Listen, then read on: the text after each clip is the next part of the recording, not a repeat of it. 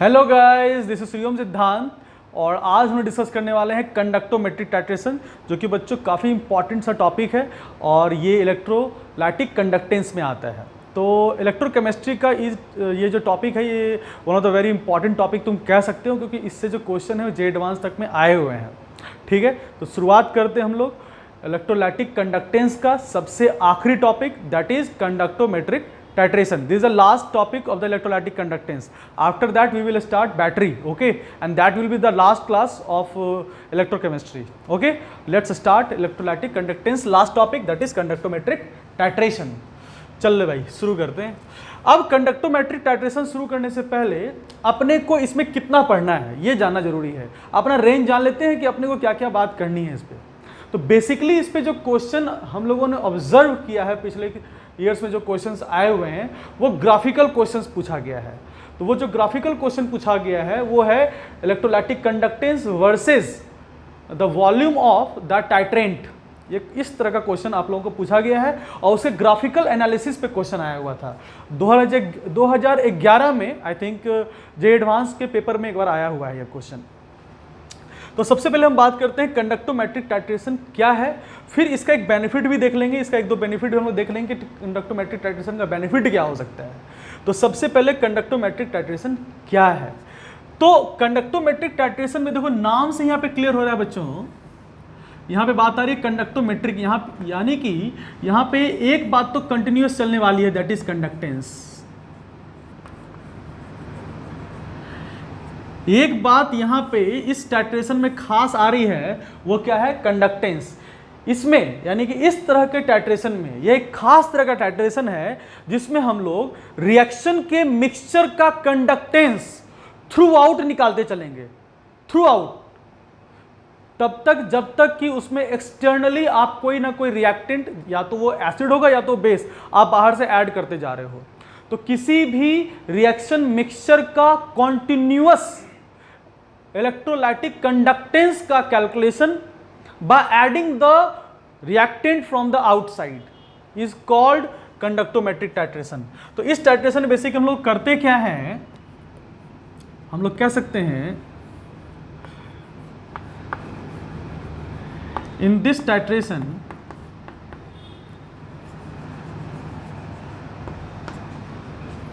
Basically we determine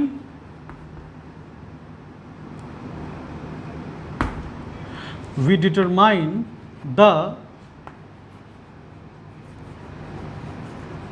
electrolytic conductance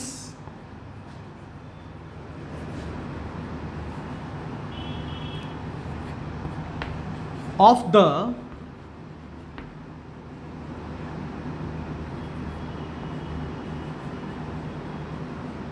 reaction mixture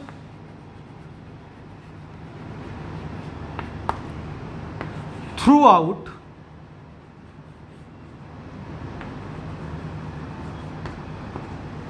by adding the reactant। तो किसी भी reaction mixture का आपको थ्रू आउट निकालते चलना है बच्चों, कंडक्टेंस बाहर से कोई ना कोई रिएक्टेंट डालते हुए। जैसे मान लो आपको शुरू में आप एसिड ले लिए, बाहर से आप कंटिन्यूअस बेस डालते जा रहे हो और कंडक्टोमेट्रिक टाइट्रेशन में आप क्या कर रहे हो, कंडक्टेंस निकालते चल रहे हो।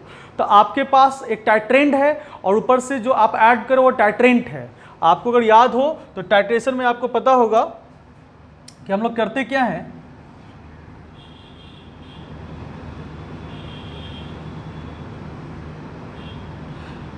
एक हम लोग यहाँ पे ब्यूरेट ले रहे हैं और यहाँ पे हम लोग एक बीकर ले रहे हैं। इस बीकर में क्या होगा, आपका रिएक्शन मिक्सचर होगा, रिएक्शन मिक्सचर होगा और इसमें आपको भरे जाएंगे कोई भी रिएक्टेंट, एडिटिव जो बाहर से ऐड कर रहे हैं, एडिटिव रिएक्टेंट है ये जिसको बाहर से आपको ऐड करना है। ठीक है, जिसे हम लोग टाइट्रेंट भी कहते हैं, टाइट्रेंट। और रिएक्शन मिक्सचर को हम लोग क्या कह देंगे, टाइट्रेंड, TITRAND। तो ये हो गया टाइट्रेंट और बच्चों ये हो गया टाइट्रेंड। तो यहां पे क्या हो रहा है कि आपको टाइट्रेंड मींस रिएक्शन मिक्सचर में आपको ड्रॉप बाय ड्रॉप आपको टाइट्रेंट को ऐड करते चलना है, मींस एक additive that is one of the reactant. और यहां पे हम लोग लगा के रखते हैं, यहां पे हम लोग लगा के रखते हैं एक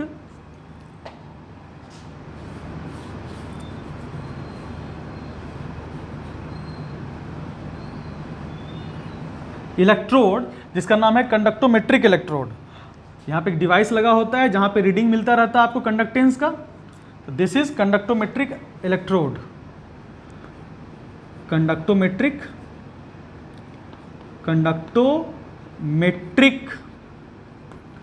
इलेक्ट्रोड, ठीक है। और यहां पे आपको रीडिंग मिलता रहता है, दिस इज कॉल्ड कंडक्टोमीटर। ये क्या है, कंडक्टोमीटर। तो ये रहा अपना अरेंजमेंट। इस अरेंजमेंट में ध्यान देंगे बच्चों, बीकर है, इस बीकर में क्या रखे हैं हम लोगों ने, रिएक्शन मिक्सचर रखा है जिसको आप टाइट्रेंट कहते हैं, जिसमें आपको एडिटिव डालना है, मींस रिएक्टेंट बाहर से ऐड करना है जिसको आप टाइट्रेंट कह देंगे। और थ्रू आउट मुझे क्या निकालना है, कंडक्टेंस। थ्रू आउट मुझे क्या निकालना है, मुझे निकालना है इलेक्ट्रोलाइटिक कंडक्टेंस। तो थ्रू आउट इलेक्ट्रोलाइटिक कंडक्टेंस को मेजर करने के लिए यहाँ पे रीडिंग आती जाएगी, किसमें भाई, कंडक्टोमीटर में। और यहाँ पे उससे एक इलेक्ट्रोड हम लोग डाल देते हैं, इसमें से लिंक्ड होता है, जिसका नाम है कंडक्टोमेट्रिक इलेक्ट्रोड। तो कंडक्टोमेट्रिक इलेक्ट्रोड को हम लोग इसमें रख देते हैं और धीरे धीरे ड्रॉप बाय ड्रॉप टाइट्रेंट को इसमें हम लोग ऐड करते जाते हैं, धीरे धीरे ड्रॉप बाय ड्रॉप, ठीक है। तो this is a way to do conductometric titration.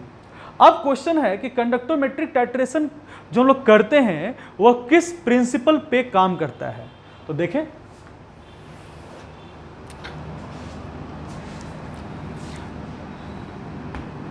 तो हम लोग कह सकते हैं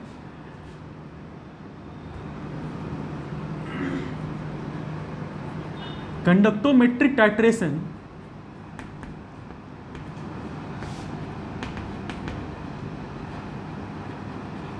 works on a principle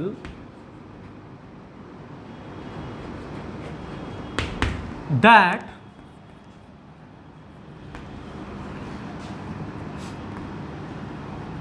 one ion is replaced by another ion and both having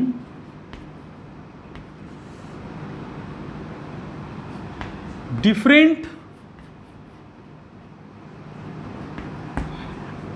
electrolytic conductance, या डिफरेंट कंडक्टेंस लिख दो simply, different conductance due to विच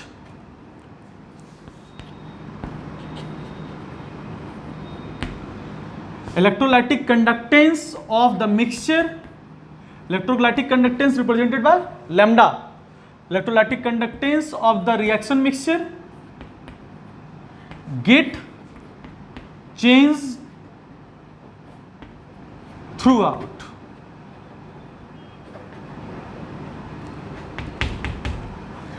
तो मैं क्या कह रहा था, कंडक्टोमेट्रिक टाइट्रेशन किस प्रिंसिपल पे काम करता है। तो कंडक्टोमेट्रिक टाइट्रेशन ये बोलता है कि इसमें होना क्या है कि बाहर से आप कोई रिएक्टेंट ऐड करोगे, बाहर से जो कोई रिएक्टेंट आएगा वो इंटरनल किसी दूसरे रिएक्टेंट से रिएक्ट कर जाएगा। इस पूरे रिएक्शन के दौरान कोई एक केमिकल स्पीसीज दूसरे केमिकल स्पीसीज में कन्वर्ट कर जाएगा, और जिससे क्या होने वाला है, जब एक केमिकल स्पीसीज दूसरे केमिकल स्पीसीज को रिप्लेस कर देगा तो उससे होना क्या है कि दोनों केमिकल स्पीसीज का तो कंडक्टोमेट्रिक टाइट्रेशन में जो इलेक्ट्रोलाइटिक कंडक्टेंस होगा वो तो अलग अलग होगा।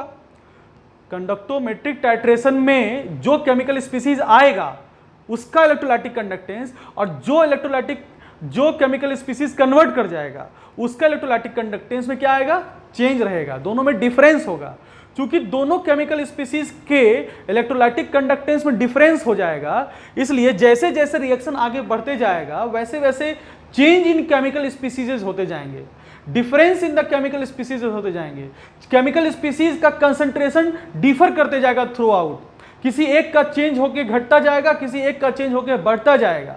अब दोनों अगर डिफरेंट इलेक्ट्रोलाइटिक कंडक्टेंस को कैरी करते हैं तो नेट रिएक्शन मिक्सचर का जो इलेक्ट्रोलाइटिक कंडक्टेंस है वह चेंज कर जाएगा। तो इसी प्रिंसिपल पे काम करता है भाई, इसमें एक आयन आएगा दूसरे को रिप्लेस करेगा और दोनों आयन एक दूसरे से डिफरेंट इलेक्ट्रोलाइटिक कंडक्टेंस वाले होंगे, जिससे कि electrolytic conductance through out conductometric titration बदलता जाएगा। इसी प्रिंसिपल को हम लोग कहां पर अप्लाई कर देते हैं, कंडक्टोमेट्रिक टाइट्रेशन पे। एक यहां पे बात बोलना चाहूंगा, कंडक्टोमेट्रिक टाइट्रेशन में एक बेनिफिट है कि आप इसमें एंड पॉइंट को शार्पली निकाल सकते हैं।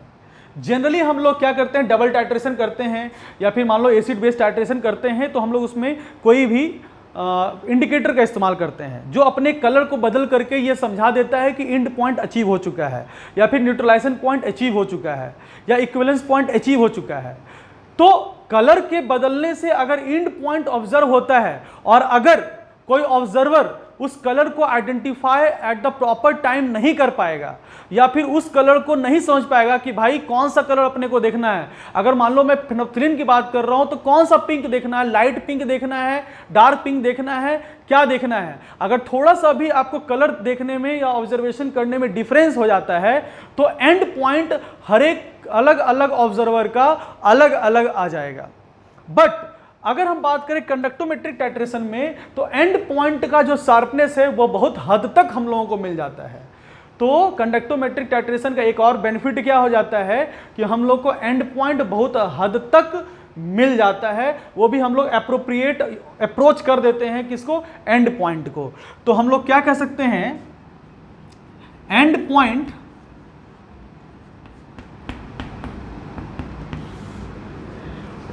कहो या फिर इसको हम लोग इक्विवेलेंस पॉइंट भी कह सकते हैं।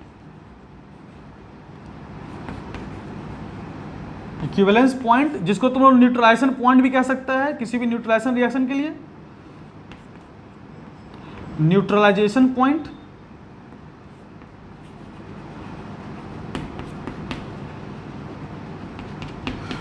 तो मैं क्या कह रहा हूं, एंड पॉइंट हो या इक्विवेलेंस पॉइंट हो या फिर न्यूट्रलाइजेशन पॉइंट हो, इसको अचीव करना क्या है, मोर इजियर है वाइल कंडक्टोमेट्रिक टाइट्रेशन किसके रिस्पेक्ट से, चाहे एसिड बेस टाइट्रेशन कर लो या जिसमें आप इंडिकेटर का इस्तेमाल करते हो।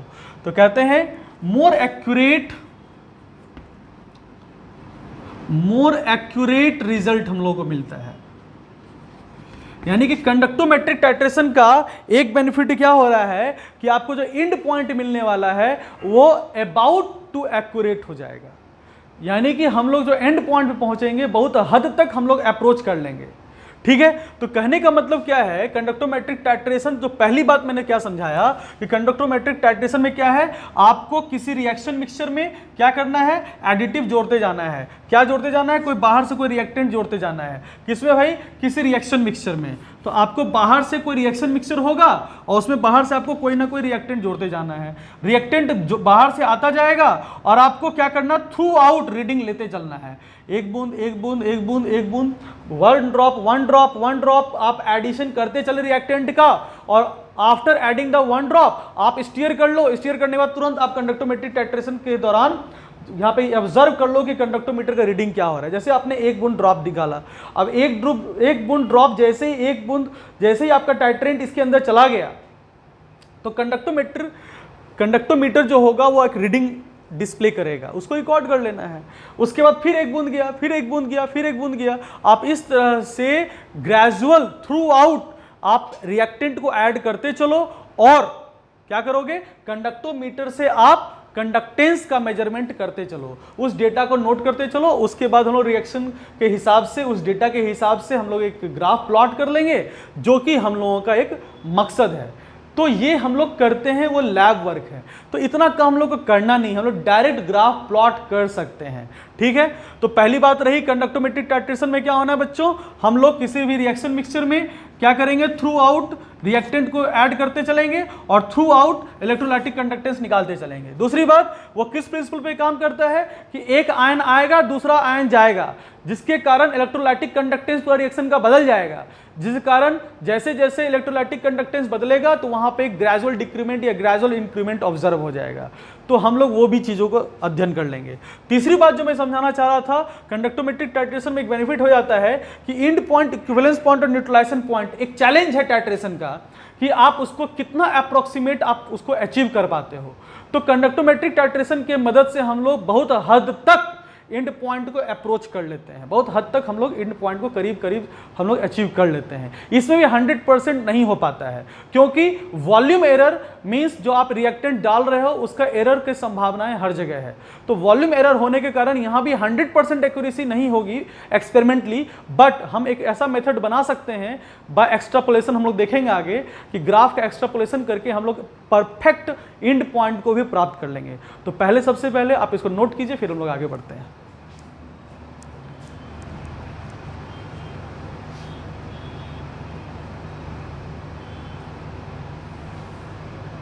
अब इसके बाद थोड़ा हम लोग नोट करके देखते हैं कुछ important point.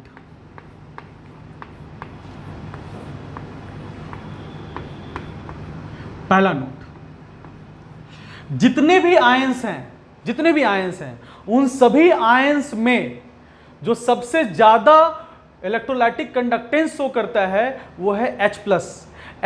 shows maximum conductance among all cations and anions.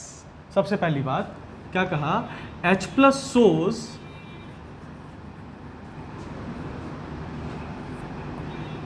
maximum electrolytic conductance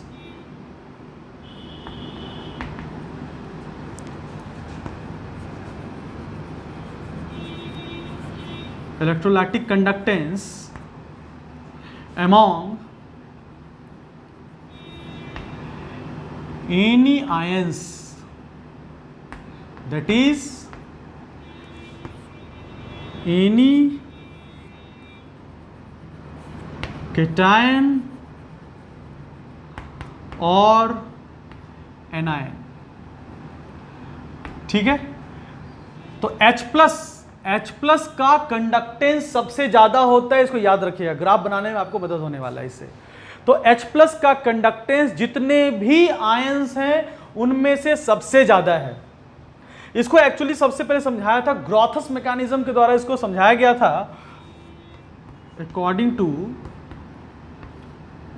ग्रॉथस mechanism.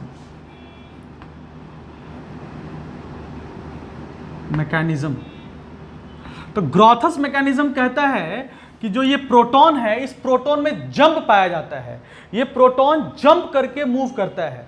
तो प्रोटॉन जंप का मैकेनिज्म ग्रॉथस ने दिया था।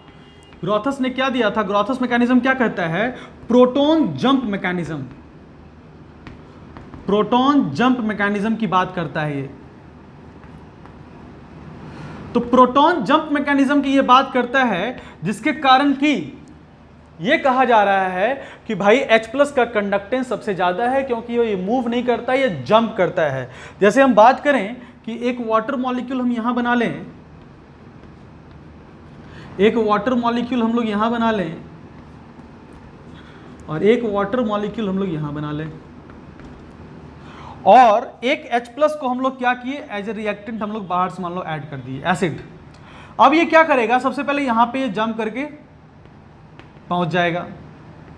जैसे ये जंप करके वहां पहुंचेगा, ये किस में कन्वर्ट कर जाएगा, ये कन्वर्ट कर जाएगा हाइड्रोनियम आयन H3O+ में कन्वर्ट कर जाएगा। और जैसे ही ये H3O+ में कन्वर्ट करेगा, फिर से ये एक H+ यहां से फिर यहां पे ट्रेवल कर जाएगा, फिर ये H3O+ में कन्वर्ट कर जाएगा। यहां पे जंप हो रहा है, फिर से एक जंप,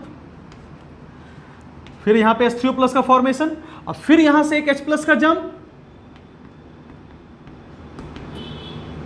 तो इस जंप की बात कौन कह रहा है, इस जंप की बात क्या, ग्रॉथस मैकेनिज्म। तो ग्रॉथस मैकेनिज्म कहता है कि H+ का कंडक्टेंस, इलेक्ट्रोलाइटिक कंडक्टेंस सबसे ज्यादा होता है अमॉन्ग ऑल केटायंस और anions.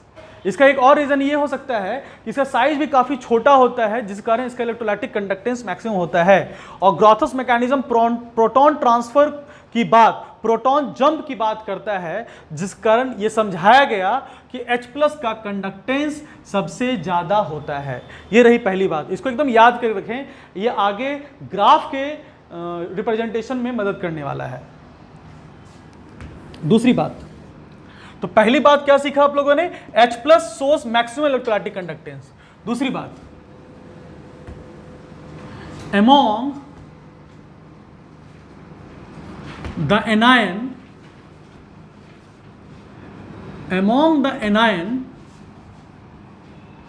OH minus means hydroxide ion shows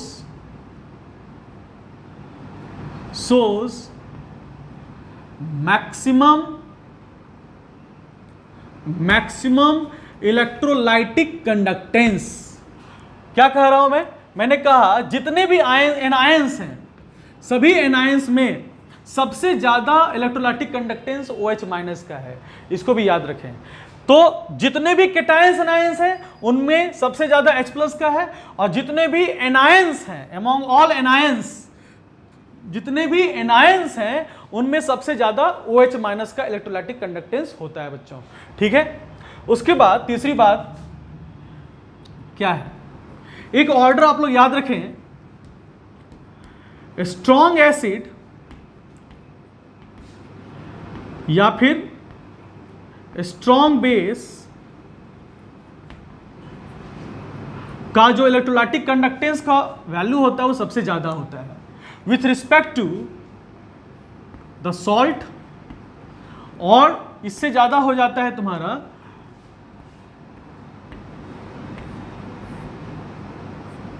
week acid और वीक बेस। तो हम लोग अगर बात करें इलेक्ट्रोलाइटिक कंडक्टेंस की, तो स्ट्रॉन्ग एसिड और स्ट्रॉन्ग बेस का जो इलेक्ट्रोलाइटिक कंडक्टेंस होता है वो सॉल्ट से ज्यादा होता है, और सॉल्ट का जो इलेक्ट्रोलाइटिक कंडक्टेंस होता है वो वीक एसिड और वीक बेस से ज्यादा होता है। अगर हम लोग बात करें स्ट्रॉन्ग एसिड की, तो यहां पे जो इसका डिग्री ऑफ आयोनाइजेशन होता है वो 1 के बराबर होता है, और अगर हम लोग यहां बात करें सॉल्ट की, तो इसका भी अल्फा 1 के बराबर होता है। और अगर हम लोग बात करें वीक एसिड वीक बेस की, तो यहां पे अल्फा <1 होता है डिग्री ऑफ आयोनाइजेशन। एक बात याद रखिएगा, जिस केमिकल स्पीसीज का अल्फा जितना ज्यादा होता है उसका इलेक्ट्रोलाइटिक कंडक्टेंस हायर होता है। तो एक बात यहां पे लिखेंगे, higher the alpha higher will be the electrolytic conductance. तो अगर यहां पे हम लोग देखें, मैंने लिखा higher the alpha higher will be the electrolytic conductance, तो फिर दिमाग में एक क्वेश्चन उठ रहा होगा, सर यहां पे दोनों का अल्फा तो बराबर है, तो अगर हम लोग बात करें इलेक्ट्रोलाइटिक कंडक्टेंस के ऑर्डर की, तो इलेक्ट्रोलाइटिक कंडक्टेंस के ऑर्डर में स्ट्रॉन्ग एसिड स्ट्रॉन्ग बेस का इलेक्ट्रोलाइटिक कंडक्टेंस सॉल्ट से ज्यादा क्यों हो गया? तो इसका रीजन ये है क्योंकि मैंने पहले ही बताया था, एसिड में H+ आ जाते हैं और बेस में OH- आ जाते हैं। एसिड में H+ आ जाते हैं और बेस में OH- आ जाते हैं, और अल्फा तो 1 है ही। तो हम लोग जानते हैं एसिड जो कि H+ डोनर होता है उसका इलेक्ट्रोलाइटिक कंडक्टेंस किसी भी केटायन और एनायन से ज्यादा होगा। जैसे मान लो यहाँ पे कोई एक एसिड है, मान लो HCl है, यहाँ पे मान लो कोई सॉल्ट है वो NaCl है, तो ऑब्वियस है H+ का जो इलेक्ट्रोलाइटिक कंडक्टेंस होगा वो Na+ से ज्यादा हो जाएगा। यहाँ पे मैं एक एसिड ले लूँ जिसका नाम है HCl, और यहाँ पे मैं एक सॉल्ट ले लूँ जिसका नाम है NaCl। अब यहाँ पे देखो तो जो कंपैरिजन होगा इलेक्ट्रोलाइटिक कंडक्टेंस का वो H और Na के आधार पे होगा। ये यहाँ पे बन रहा है कौन सा केटायन? H+ केटायन बनेगा, यहाँ पे Na+ केटायन बनेगा। और हम लोग जानते हैं जितने भी केटायंस और एनायंस हैं उन सभी कैटायंस और एनायंस में सबसे ज्यादा इलेक्ट्रोलाइटिक कंडक्टेंस किसका होता है? H+ का होता है, जिसके कारण हम लोग कह सकते हैं कि HCl का इलेक्ट्रोलाइटिक कंडक्टेंस NaCl के इलेक्ट्रोलाइटिक कंडक्टेंस से ज्यादा हो जाएगा। इन द सेम वे अगर हम लोग बेस की बात करें, यहां पे मैं मान लो बेस कहता हूं NaOH, और यहां पे मैं बात कर देता हूं NaCl। तो यहां पे मैं एक बेस ले रहा हूं जिसका नाम है NaOH सोडियम हाइड्रोक्साइड, और यहां पे मैं एक सॉल्ट ले रहा हूं जिसका नाम है NaCl सोडियम क्लोराइड। तो यहां पे जो डिटर्मिनेशन होगा इलेक्ट्रोलाइटिक कंडक्टेंस का वो OH के आधार पे होगा, OH- के आधार पे होगा, और यहां पे जो कंडक्टेंस का डिटर्मिनेशन होगा वो Cl- के आधार पे होगा। सोडियम दोनों जगह सेम ही है। तो हम लोगों को पता है जितने भी एनायंस हैं उन सभी एनायंस में OH- का इलेक्ट्रोलाइटिक कंडक्टेंस सबसे ज्यादा होता है। अगर OH- कंडक्टेंस सबसे ज्यादा है, किसी भी एनायंस के रिस्पेक्ट में ज्यादा है, तो उस हिसाब से सोडियम हाइड्रोक्साइड का इलेक्ट्रोलाइटिक कंडक्टेंस सोडियम क्लोराइड के इलेक्ट्रोलाइटिक कंडक्टेंस से ज्यादा हो जाएगा। तो इस पॉइंट को याद रखिएगा। इस तरह के क्वेश्चंस आ सकते हैं। क्या आपको 4 से 5 केमिकल स्पीसीज दे दिए जाएंगे और आपको कंपेयर करना पड़ेगा कि भाई कौन सा जो केमिकल स्पीसीज है उसका कौन सा इलेक्ट्रोलाइटिक कंडक्टेंस सबसे ज्यादा होगा, किसका इलेक्ट्रोलाइटिक कंडक्टेंस सबसे कम होगा, किसका इलेक्ट्रोलाइटिक कंडक्टेंस ज्यादा हो जाएगा। तो इस तरह के क्वेश्चन आ सकते हैं। Order of the electrolytic conductance के भी क्वेश्चंस आपको पूछे जा सकते हैं। 3-4 इलेक्ट्रोलाइट्स आपको दे दिए जाएंगे और आपको इलेक्ट्रोलाइटिक कंडक्टेंस के सीरीज को बताना होगा।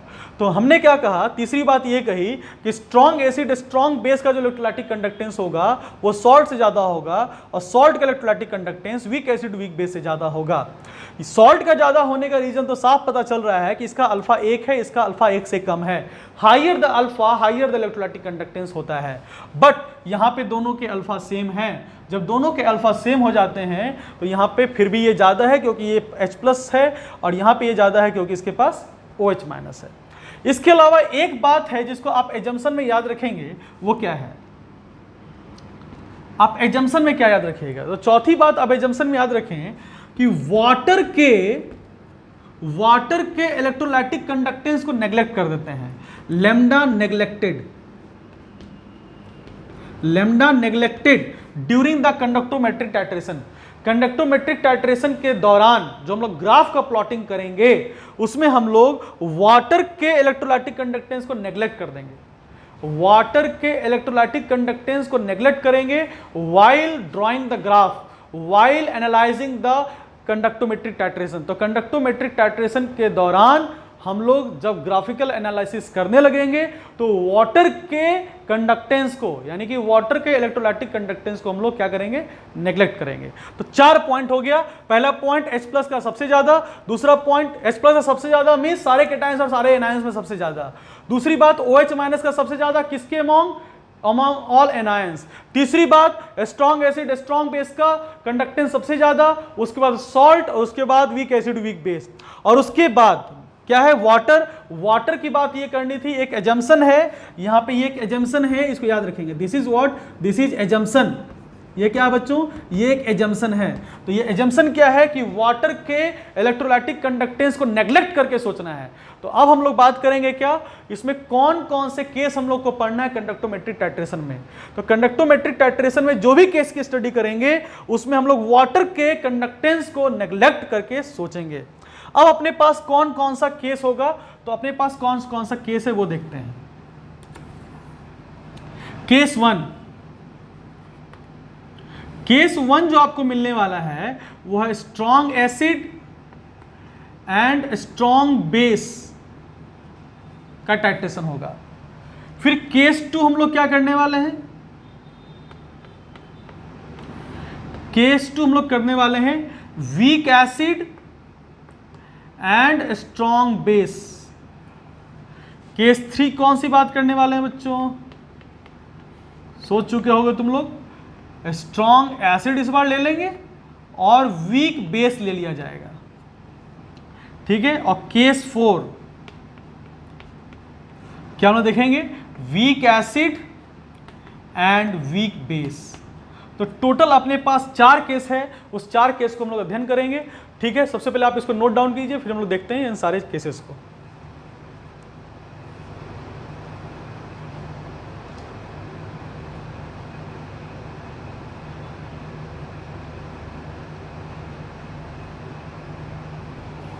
तो सबसे पहले हम लोग केस 1 का स्टडी करते हैं। केस 1, केस 1 क्या है? Titration of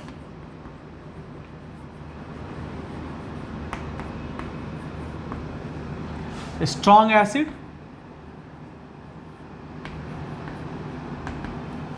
and strong base. तो हम लोग स्ट्रॉन्ग एसिड और स्ट्रॉन्ग बेस के कंडक्टोमेट्रिक टाइट्रेशन को देखेंगे। सबसे पहले हम लोग समझ लें, जो हम लोग स्ट्रॉन्ग एसिड ले रहे हैं, यह स्ट्रॉन्ग एसिड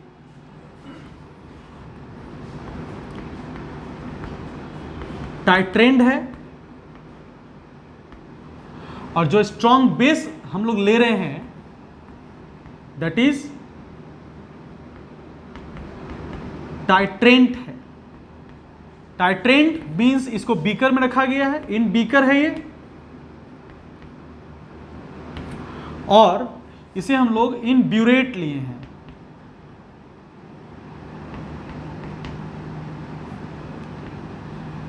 इन ब्यूरेट, ठीक है। इसका मतलब क्या है? इस बीकर में क्या लिया गया होगा? यहां पे स्ट्रॉन्ग एसिड लिया जा रहा है, और जो ब्यूरेट आप बना रहे हैं, यहां पे जो आपने रखा है दिस इज स्ट्रॉन्ग बेस है। और चूंकि अपने को कंडक्टोमेट्रिक टाइट्रेशन करना है, तो यहां पे हम लोग एक कंडक्टोमेट्रिक इलेक्ट्रोड रख देंगे, और यहां पे लगा रहेगा कंडक्टोमीटर, जिस पे रीडिंग आपको थ्रू आउट मिलता रहेगा, ठीक है। यहां से हम लोग ड्रॉप बाय ड्रॉप, बूंद बूंद करके हम लोग क्या करेंगे? टाइट्रेशन स्टार्ट करेंगे। एक एग्जाम्पल ले लें इसका।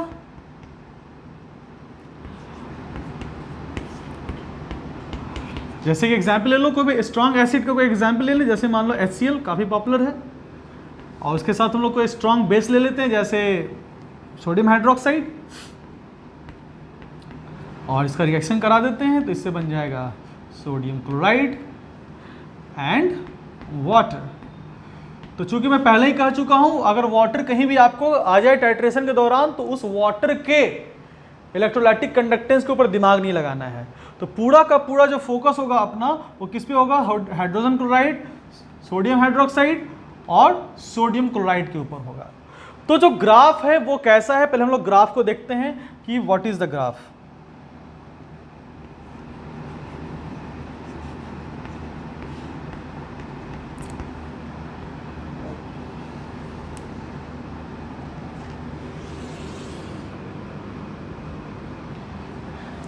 ग्राफ क्या है?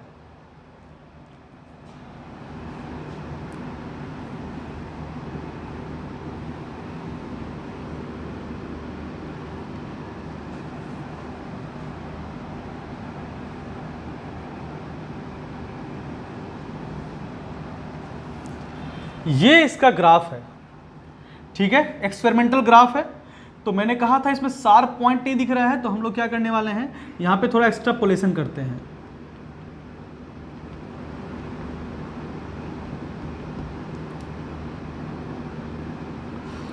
This is extrapolation, manual extension की है ग्राफ का, और ये जिस पॉइंट को बता रहा है, मैं सारी बात समझा रहा हूं, ये जिस पॉइंट को बता रहा है this is called and point. Titration का जो एंड पॉइंट है उसको समझा रहा है ये, दिस इज एंड पॉइंट,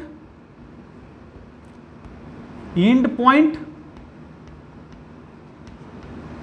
ठीक है। और ये जो ग्राफ है lambda versus volume of NaOH है, वॉल्यूम ऑफ NaOH, ठीक है। तो ये जो ग्राफ है lambda versus volume of NaOH है, और यहां पे अपने को क्या मिल रहा है? एंड पॉइंट मिल रहा है। अब मैं इसको समझता हूं, तो सबसे पहले थोड़ा सा नाम मैं इसको लिखता हूं। जैसे इसका नाम मैंने लिख दिया X, इस पॉइंट का नाम मैंने O रख दिया है, दिस पॉइंट, और इस पॉइंट को हम लोग क्या कह देते हैं? Y। तो ग्राफ अपना इस तरह से स्टार्ट हुआ है, और इस तरह से फिर मूव कर गया है, ठीक है। तो लोग देखते हैं ग्राफ कैसे क्या हुआ है। तो सबसे पहले हम लोग बात करते हैं, अगर हम बात करें फ्रॉम ग्राफ,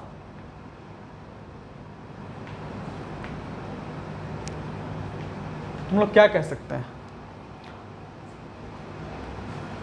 तो जो सबसे पहली बात है वो ग्राफ की, वो क्या कहना चाहता हूं, सबसे पहले देखो स्टार्ट ग्राफ कहां से है? एक्स से।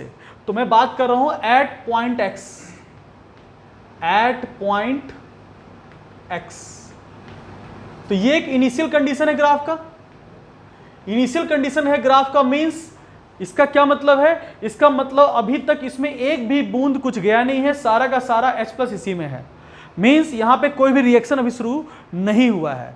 तो X पॉइंट ये बता रहा है कि भाई ये X बता रहा है कि H प्लस के हिसाब से इलेक्ट्रोलाइटिक कंडक्टेंस कितना है, मींस अभी एक भी बूंद जब नहीं गया है और इसमें अगर सिर्फ और सिर्फ एसिड है, तो उस एसिड के कारण जो कंडक्टोमेट्रिक टाइट्रेशन, सॉरी बिना कंडक्टोमेट्रिक टाइट्रेशन किए जो कंडक्टोमीटर जो रीडिंग देगा, उस रीडिंग को हम लोग x कह देंगे। तो x is the reading of conductometer before starting the conductance. और चूंकि इसकी वैल्यू देखो काफी ऊंची जा रही है, इसकी वैल्यू क्या है? काफी ऊंची जा रही है, 0 से काफी ऊपर है। इसका मतलब क्या है? H प्लस अपना बहुत ज्यादा कंडक्टेंस ये शो कर रहा है। तो कहने का मतलब x की वैल्यू काफी ऊपर चली गई है, ये बता रहा है कि भाई H प्लस का जो कंसंट्रेशन है वो सफिशिएंट अमाउंट में है और उसके कारण जो कंडक्टेंस है वो काफी बड़ी वैल्यू लेके रखे हुए हैं। अब आपने क्या किया, बाहर से आप स्ट्रॉन्ग बेस डालना शुरू किए हैं। अब जैसे जैसे आप स्ट्रॉन्ग बेस डाल रहे हैं वैसे वैसे क्या हो रहा है? तो जैसे जैसे आप स्ट्रॉन्ग बेस डालते जाएंगे आप क्या होते जाएगा, इसमें पड़ा हुआ जो H प्लस है वो कंज्यूम होता जाएगा, इसमें जो H प्लस है वो कंज्यूम होता चला जाएगा और सोडियम हाइड्रोक्साइड उसको न्यूट्रलाइज करके सोडियम क्लोराइड और वाटर में कन्वर्ट करता जाएगा। तो जैसे आप बूंद बाय बूंद आप क्या डालते जाओगे, उसमें आप क्या डालते जाओगे? Sodium hydroxide. तो जैसे जैसे आप सोडियम हाइड्रोक्साइड डालते जाओगे तो H प्लस कंज्यूम होने लगेगा और H प्लस धीरे धीरे जब कंज्यूम होने लगेगा तो क्या होगा? तो कहते हैं ये एट पॉइंट एक्स की बात क्या है? Initially the lambda is high due to H plus concentration of strong acid. Strong acid के H प्लस वहां मौजूद है जिसके कारण X जो है वो काफी ऊपर जा रहा है। दूसरा पॉइंट की क्या है? दूसरा है during the process of X2O, during X2O, XO के दौरान क्या हुआ? XO के दौरान क्या हुआ? आपने क्या किया, धीरे धीरे आप उसमें OH माइनस डालते चले गए। जैसे जैसे OH माइनस आपने डाला वैसे वैसे उस OH माइनस को उसमें पड़ा हुआ H प्लस कंज्यूम करने लगा। बीकर में पड़ा हुआ H प्लस आने वाले OH माइनस के साथ कंज्यूम होने लगा, रिएक्ट करने लगा और वाटर में कन्वर्ट होने लगा। तो H प्लस के जगह पे सोडियम आयन वहां बचने लग गए, मींस यहां पे HCl की जगह पे NaCl का फॉर्मेशन हो रहा है और ये H प्लस OH माइनस के साथ वाटर में कन्वर्ट हो रहा है। तो इसके कंडक्टेंस से कोई अपने को लेना देना नहीं है। तो हम लोग यहां पे क्या कह सकते हैं? H plus is replaced by sodium ion. तो H प्लस जो है वो Na प्लस से रिप्लेस्ड हो गया, Na प्लस यहां आ गया और H प्लस OH माइनस के साथ चला गया। तो यहां पे ड्यूरिंग XO क्या हो रहा है? H plus replaced by Na plus. अब अगर H प्लस की मात्रा वहां से कम होती जा रही है मिक्सचर के में और सोडियम आयन की मात्रा बढ़ते जा रही है मिक्सचर में, तो कंडक्टेंस पे क्या फर्क पड़ेगा? तो अपने को पता है electrolytic conductance of H plus is very very very higher than electrolytic conductance of sodium plus. अब अगर रिप्लेसमेंट एक H प्लस की जगह पे एक सोडियम आ गया, फिर एक चला गया, फिर एक सोडियम आ गया, फिर एक चला गया, फिर एक सोडियम आ गया, तो धीरे धीरे H प्लस की मात्रा घटती चली जाएगी और उसके जगह पे सोडियम आयन आने लगेंगे। तो नेट क्या होगा? तो सोडियम नेट आने लगेगा और H प्लस नेट जाने लगेगा, जिसके कारण एक डिक्रीमेंट ऑब्जर्व होगी। तो इलेक्ट्रोलाइटिक कंडक्टेंस क्या हो रहा है? डिक्रीमेंट हो रहा है। That is electrolytic conductance of mixture क्या हो रहा है? डिक्रीजेस। तो सबसे पहली बात, ये ग्राफ डिक्रीज क्यों किया वो समझ में आना चाहिए। क्यों? क्योंकि जो H प्लस के कारण पहले कंडक्टेंस बहुत ज्यादा था उसके जगह पे सोडियम आयन आने लगे। ठीक है, जैसे जैसे सोडियम आयन आने लगा वैसे वैसे H+ वहां से जाने लगा, और जैसे जैसे H+ वहां से जाने लगा तो वहां पे कंडक्टेंस, नेट कंडक्टेंस गिरने लगा, क्योंकि NaOH के आने से NaOH का OH- इसके H+ के साथ रिएक्ट करके वाटर बना दिया और H+ के जगह पे Na+ रह गए, या फिर तुम कह सकते हो सोडियम क्लोराइड उसमें बन गया। ठीक है, अब यहां पे एक और बात, ये जो ग्राफ है, ये जो ग्राफ है वो काफी शार्प है, काफी फास्ट है, फास्टर, यानी कि यहां पे जो रिएक्शन होगा, मींस ये जो डिक्रीमेंट का रिएक्शन होगा वो काफी फास्ट होगा। एक बात याद रखिएगा कि जो डिक्रीमेंट होगा वो काफी फास्ट होगा। तो क्वेश्चन उठता है सर आखिर ये काफी फास्ट प्रोसेस क्यों होगा? तो कहते हैं क्या कि H+ का कंडक्टेंस काफी ज्यादा है।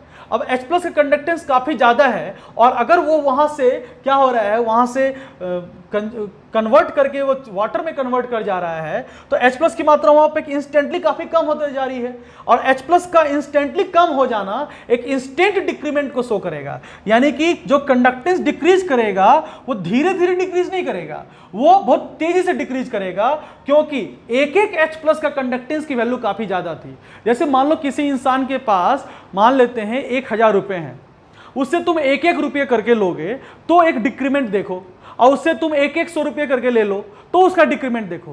तो एक शार्प डिक्रीमेंट आपको तब मिलेगा जब आप 100 रुपीज आप उससे ले लेते हो, और एक वो स्लो डिक्रीमेंट तब दिखेगा जब आप उससे 1 रुपीज ले लेते हो। तो यहां पे जो डिक्रीमेंट तो समझ में आ चुका है क्योंकि H+ का ज्यादा है। ये शार्प डिक्रीमेंट क्यों है, ये फास्टेस्ट डिक्रीमेंट क्यों है? क्योंकि इसके जो H+ है उसका जो कंडक्टेंस है वो Na+ से काफी ज्यादा है, और काफी ज्यादा होने के कारण जो ग्राफ है वो शार्प है, and decrement is fastest, that is slope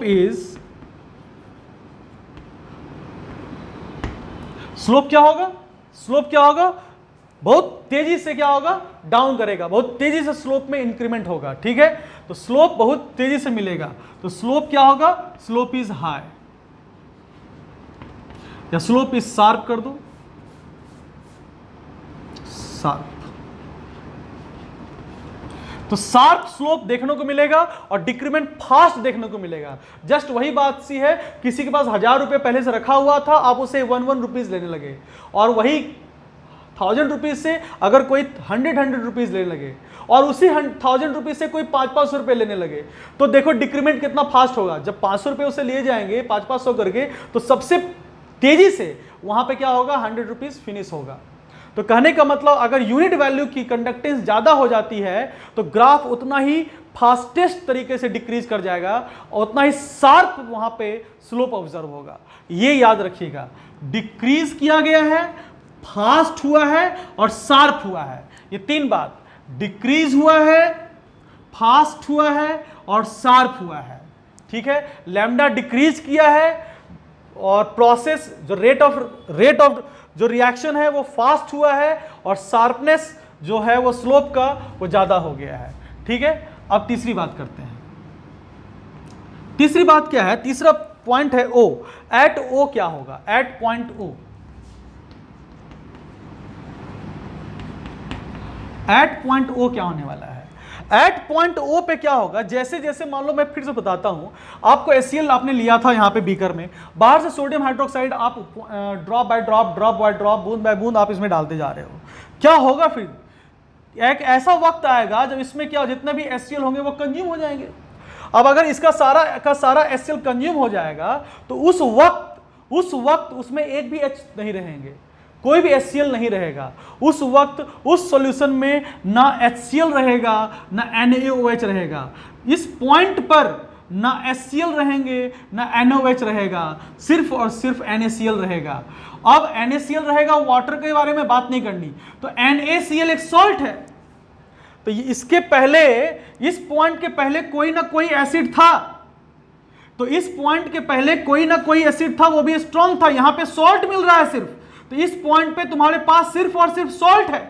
अब अगर इस पॉइंट पे सिर्फ और सिर्फ सॉल्ट है तो यह एक एंड पॉइंट है, क्योंकि यहां पे जितना भी HCl था वह सारा का सारा कंडक्टोमेट्रिक टाइट्रेशन में इन्वॉल्व हो चुका है। अब थोड़ा भी HCl वहां पे बचा नहीं है। तो सबसे पहली बात यहां पे क्या है, at point O no concentration of H+। Concentration है ही नहीं, किसका? H+ का कोई कंसंट्रेशन नहीं रह गया है। OH भी नहीं है, नो OH-। अब यहां पे OH- भी नहीं है, क्यों? क्योंकि जितना भी NOH आया था वह सारा का सारा HCl से कंज्यूम हो चुका है। अब इसमें ना अगर H+ है ना OH- है, तो सारा का सारा इलेक्ट्रोलाइटिक कंडक्टेंस किससे डिफाइन लगेगा? NaCl से। और यह एक एंड पॉइंट होगा। एंड पॉइंट वह पॉइंट होता है जब रिएक्शन कंप्लीट कर जाता है। तो यह वह पॉइंट है जब रिएक्शन कंप्लीट हो चुका है। मींस ना अब HCl एज ए रिएक्टेंट मौजूद है, ना NaOH एज ए रिएक्टेंट मौजूद है। This is a and point, that is and point. ठीक है, एंड पॉइंट अपने को मिल गया। चौथी बात क्या है? चौथी बात, प्रोसेस शुरू हो गया। मान लो मैंने क्या किया, फर्दर मैं क्या ऐड करते जा रहा हूं, सोडियम हाइड्रोक्साइड बाहर से ऐड करते गया। अब अगर मान लो सोडियम हाइड्रोजन क्लोराइड तुम्हारा खत्म हो चुका है, फिनिश हो चुका है, फिर भी बाहर से तुम सोडियम हाइड्रोक्साइड ऐड करते जा रहे हो। अब क्या होगा? तो कहते हैं ड्यूरिंग कहां से कहां? O to Y।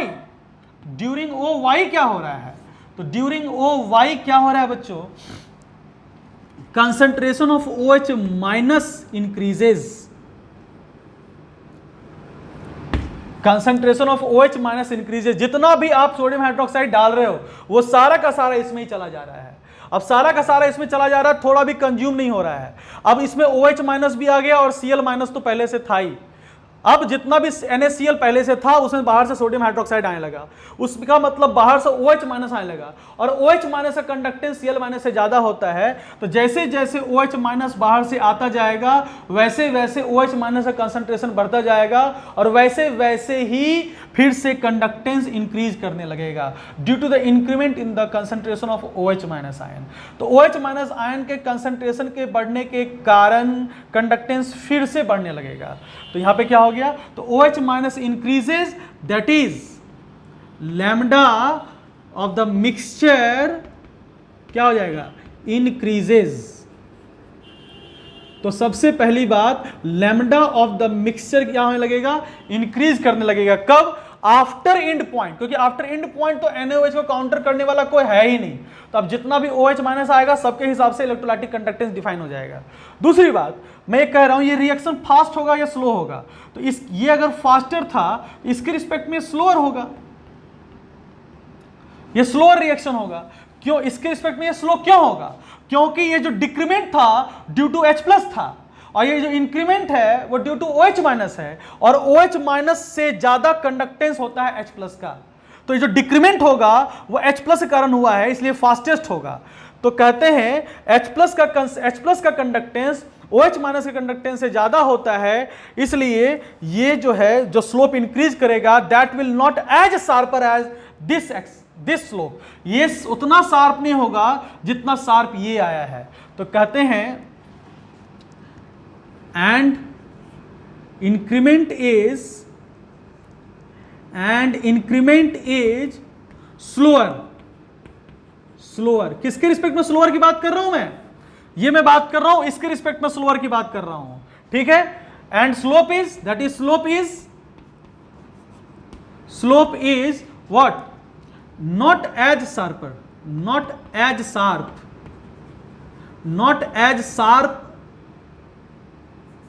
as sharper than, या not as sharp like कर दो तो जगह कम है, लिखा जाएगा not as sharp like क्या हो जाएगा? X2O।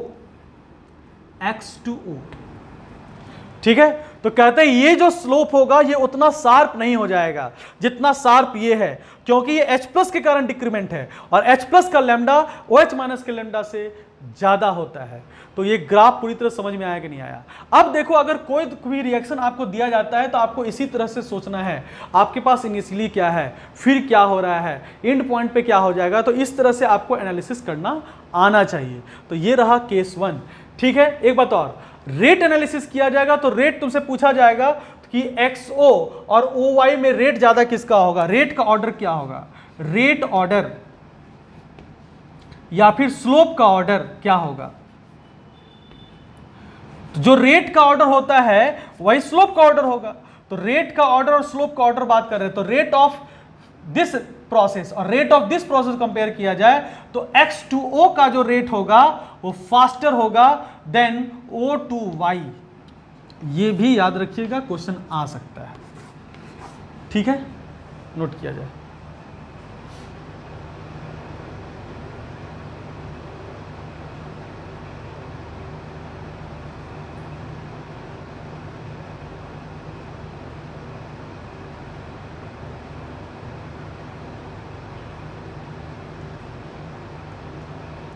हम लोग देखते हैं case 2।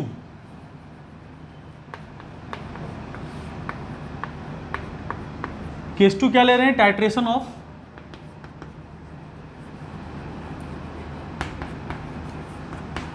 Weak acid and strong base, ठीक है, ध्यान दिया जाए। तो इसका एक एग्जांपल ले लिया जाए।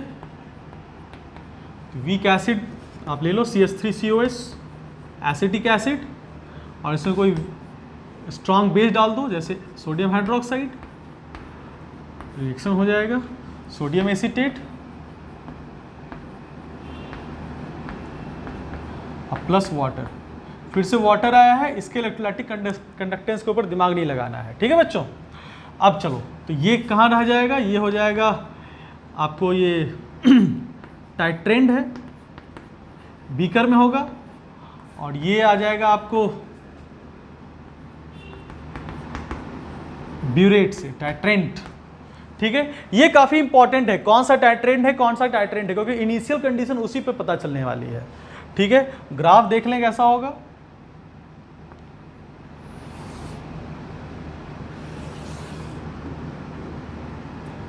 ये हो गया लैम्डा एक्सिस, ये हो गया वॉल्यूम ऑफ NaOH, और जो ग्राफ होगा वो यहां से स्टार्ट होगा।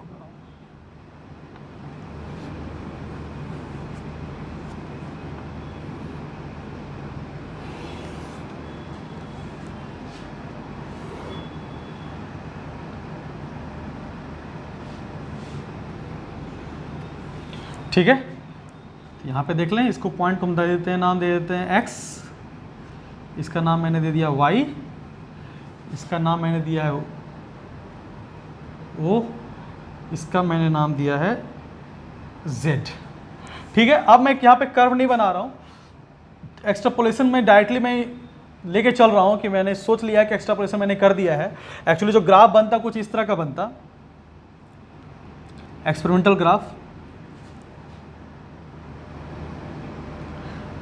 तो हम लोग यहाँ पे समझ जाओ कि ये अपने एक्सट्रापोलेशन किया हुआ है ये, ठीक है, क्योंकि अपने को शार्प पॉइंट निकालना है। तो एक्सट्रापोलेशन करके हम लोग क्या करते हैं, यही तो इसकी खासियत है कि हम लोग एक्सट्रापोलेशन कर यहाँ पे शार्प पॉइंट निकाल सकते हैं। एक्सट्रापोलेशन कर हम लोग शार्प एंड पॉइंट निकाल सकते हैं। यहाँ पे अपना एंड पॉइंट ये है, एंड पॉइंट कहो या फिर इक्विवेलेंस पॉइंट कहो, एक ही चीज़ है, या फिर न्यूट्रलाइजेशन पॉइंट कहो। यहाँ पे क्या सीन हो रहा है फिर ध्यान से देखा जाए। तो देखते हैं वन बाय वन। पहले क्या हुआ, at point X, at point X क्या है, ध्यान देंगे। एट पॉइंट X मीन्स अभी रिएक्शन शुरू हुआ नहीं है। आपके पास बीकर में कौन पड़ा हुआ है, सिर्फ एक एसिड पड़ा हुआ है जो कि वीक नेचर का है, वीक एसिड है।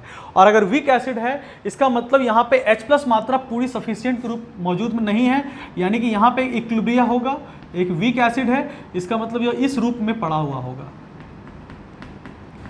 इसका मतलब जितना H+ उसको मिलना चाहिए उतना H+ इसके पास नहीं होगा, जिस कारण कि इसका जो कंडक्टेंस होगा वो काफ़ी अच्छा नहीं मिलेगा।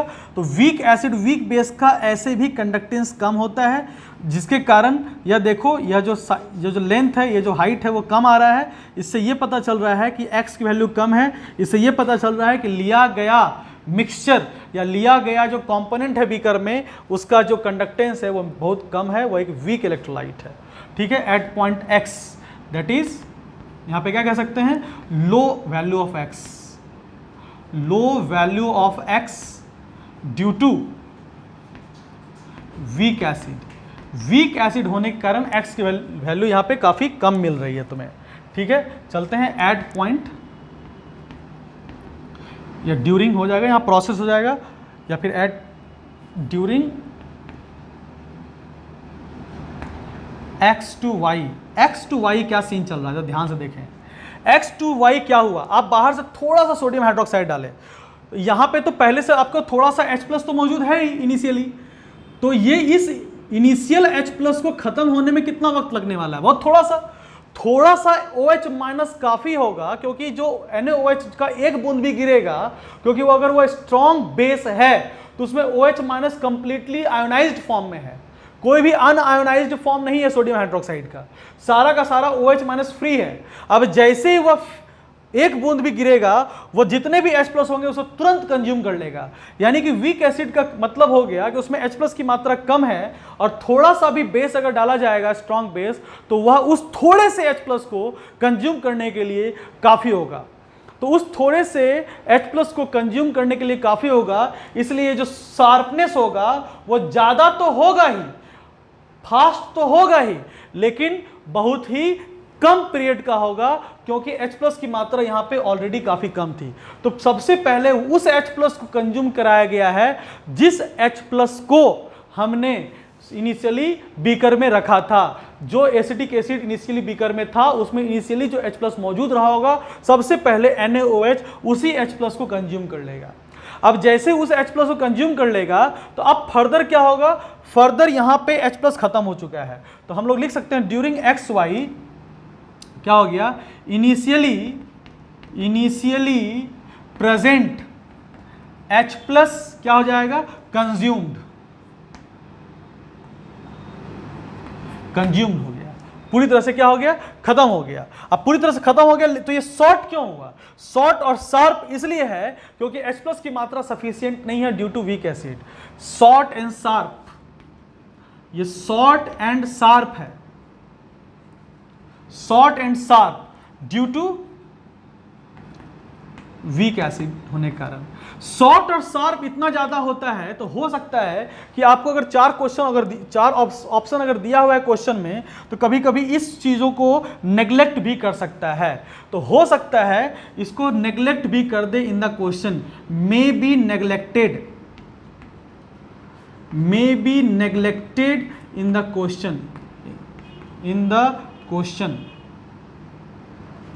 क्वेश्चन में इसको नेग्लेक्ट भी कर सकता है।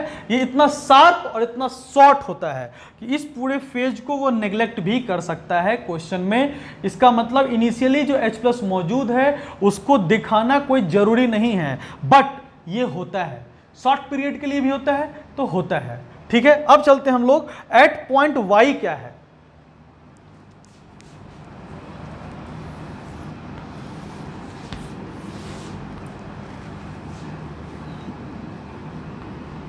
एट पॉइंट Y पे जैसे हम लोग पहुंचे, तो जितना भी H+ था वो सारा का सारा कंज्यूम हो चुका है। At instant that point CH3CO- अपने पास मौजूद है। अब जैसे ही CH3CO- होगा और बाहर से जैसे ही वो सोडियम हाइड्रोक्साइड फिर से आएगा, तो रिएक्शन क्या होगा, ऑटोमेटिक इक्विलिब्रिया को शिफ्ट करने के लिए फॉरवर्ड भागेगा, और जैसे वो फॉरवर्ड भागेगा, वो क्या होगा, सारा का सारा H+ फिर धीरे धीरे OH- कंज्यूम करने लगेगा। यानी कि ये धीरे धीरे करके अपना H+ क्या करेगा, CH3CO-, क्योंकि ये तो कंज्यूम हो गया इंस्टेंटली, अब बच गए उसमें CH3COH और CH3CO-। तो एट पॉइंट Y आपके पास अभी क्या है, CH3COH है और CH3CO- है। तो here is concentration of CH3COH, जो कि फर्दर आयोनाइज होगा, इक्विलिब्रियम को गेन करेगा और सोडियम हाइड्रोक्साइड से फर्दर रिएक्ट करने लगेगा आयोनाइज होने के बाद। और जो CH3CO- अभी पहले से पड़ा हुआ था, अभी भी पड़ा हुआ है, और CH3CO- पहले से पड़ा हुआ था, अभी भी पड़ा हुआ है, और पहले से जो पड़ा हुआ था H+ उसको कंज्यूम कर लिया गया है ड्यूरिंग XY। अब इस दोनों के के कारण हम लोग y स्टेट पे पहुंच चुके हैं। अब y स्टेट पे क्या होगा, धीरे धीरे अब फर्दर फिर से सोडियम हाइड्रोक्साइड को बाहर से ऐड किया गया।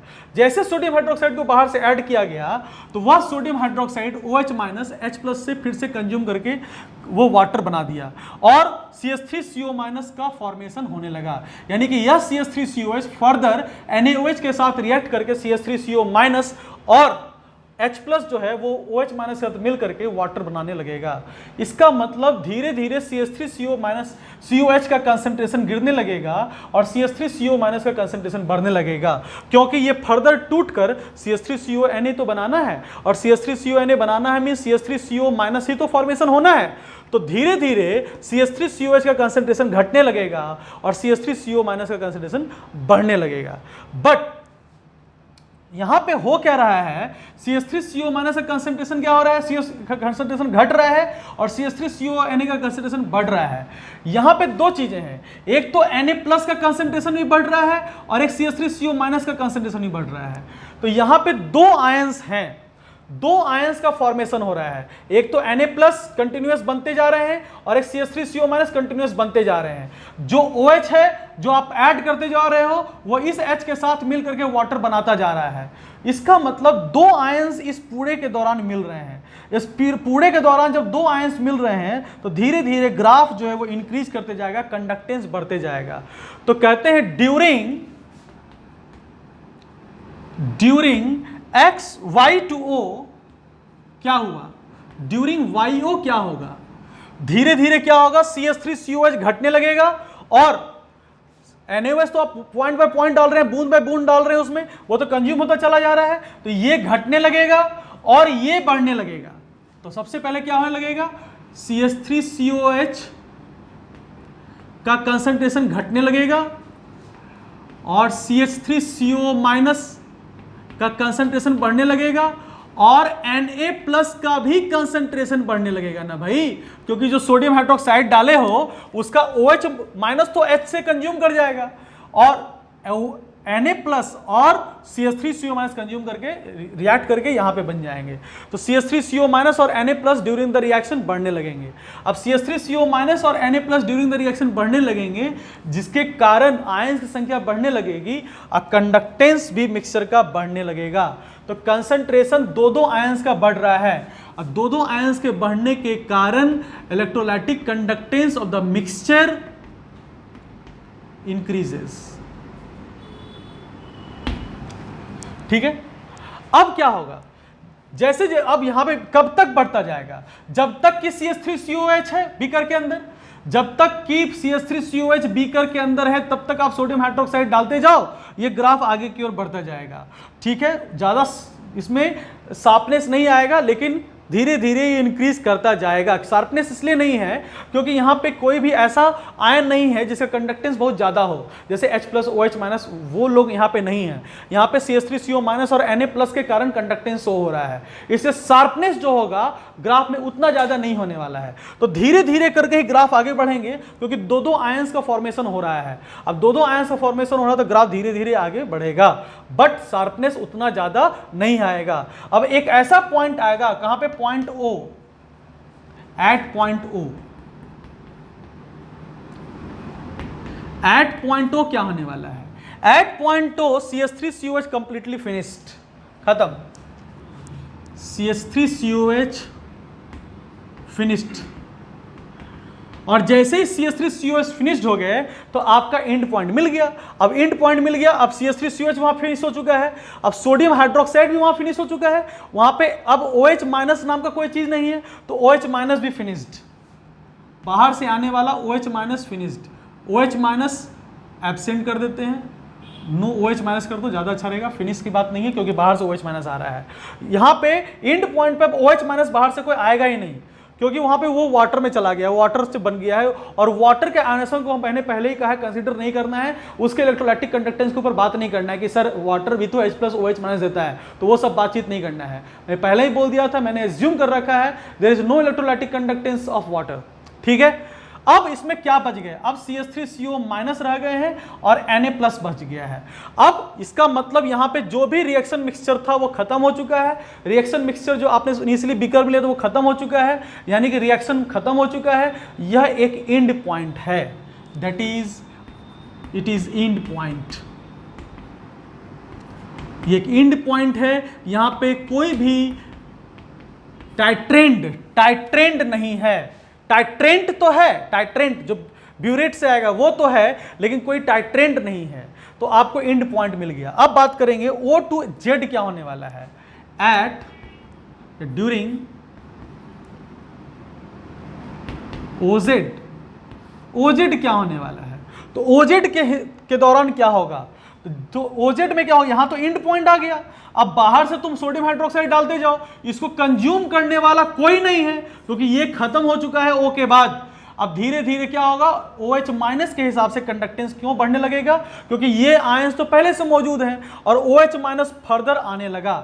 तो OH माइनस फर्दर आने लगे तो OH माइनस का कंडक्टेंस ज्यादा होता है, तो ज्यादा होने के कारण फिर से स्लोप में एक चेंज ऑब्जर्व हुआ। तो कहते हैं क्या, during OZ concentration of OH minus increases, और कंसंट्रेशन ऑफ OH माइनस अगर इंक्रीजेज है तो स्लोप क्या हो जाएगा या फिर कह सकते हैं ग्राफ इंक्रीजेज।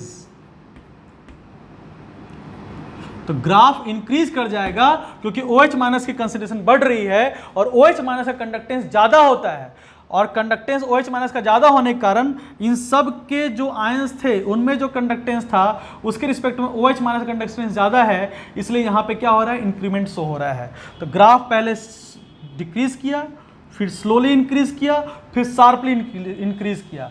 तो सबसे फास्टेस्ट प्रोसेस कौन होगा, फास्टेस्ट ये हो जाएगा क्योंकि ये H प्लस के कारण हो रहा है, और स्लोएस्ट कौन हो जाएगा, ये प्रोसेस हो जाएगा क्योंकि ये तो OH माइनस के कारण हो रहा है, तो ये OH माइनस के कारण है, और ये ना H प्लस ना OH माइनस, तो ये हो जाएगा स्लोएस्ट।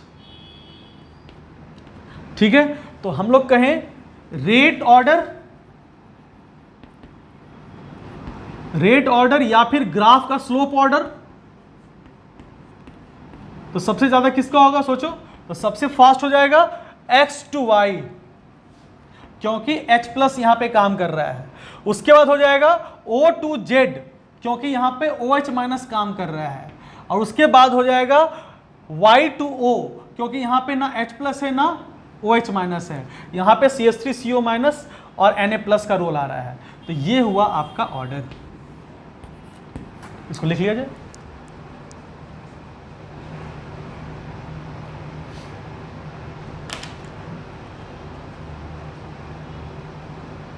केस 3 देख लें हम लोग।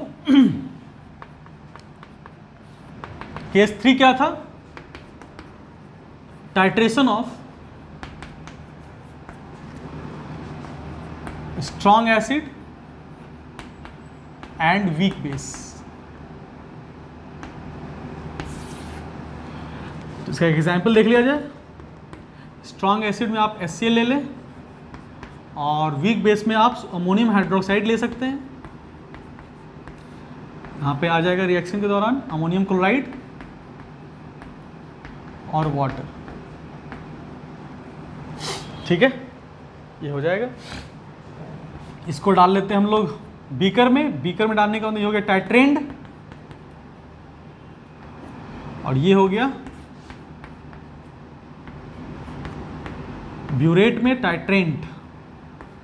तो टाइट्रेंड और एक हो गया टाइट्रेंट। अब यहां पे ग्राफ कैसा हो जाएगा, खुद से भी ग्राफ सोच कर ड्रॉ कर सकते हैं। ठीक है,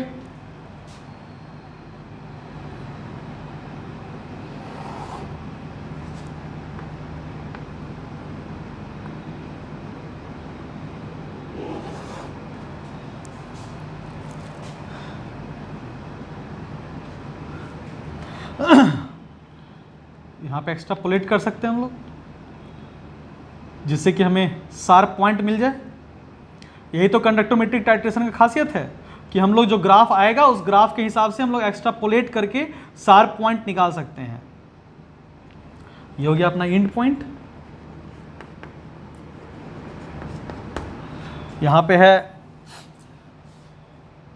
आपका लैम्डा कंडक्टेंस, और यहाँ हो गया वॉल्यूम ऑफ टाइट्रेंट्स जैसे अमोनियम हाइड्रोक्साइड। क्या होगा शुरू में, देखो शुरू में इस पॉइंट को मैं कह दिया,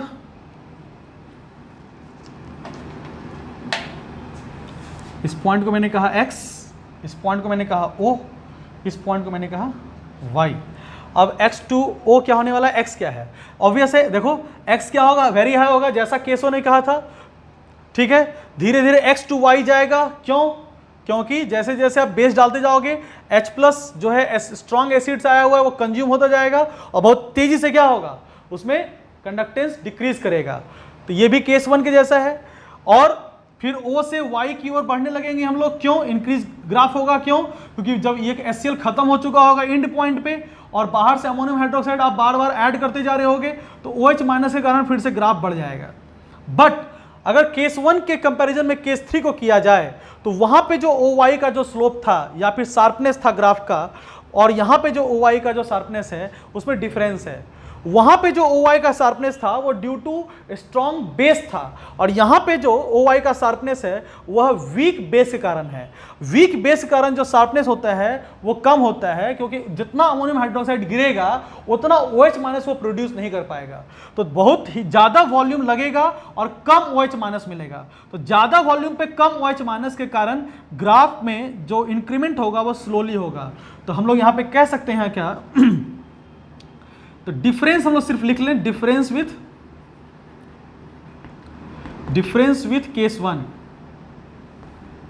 क्या है, OY slope is not as sharper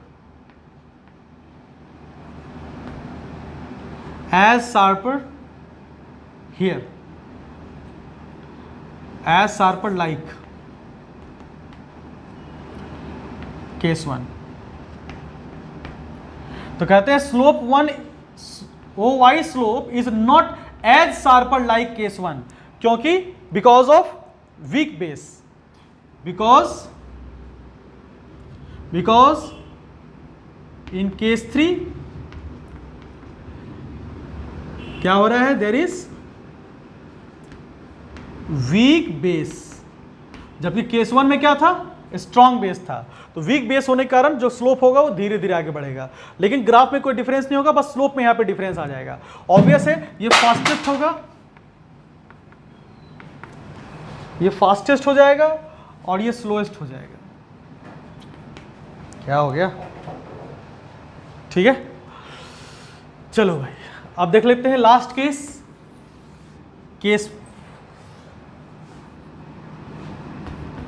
4। Case 4 देखें, केस 4 में क्या हो रहा है, हम लोग बात करेंगे वीक एसिड वीक बेस का, टाइट्रेशन ऑफ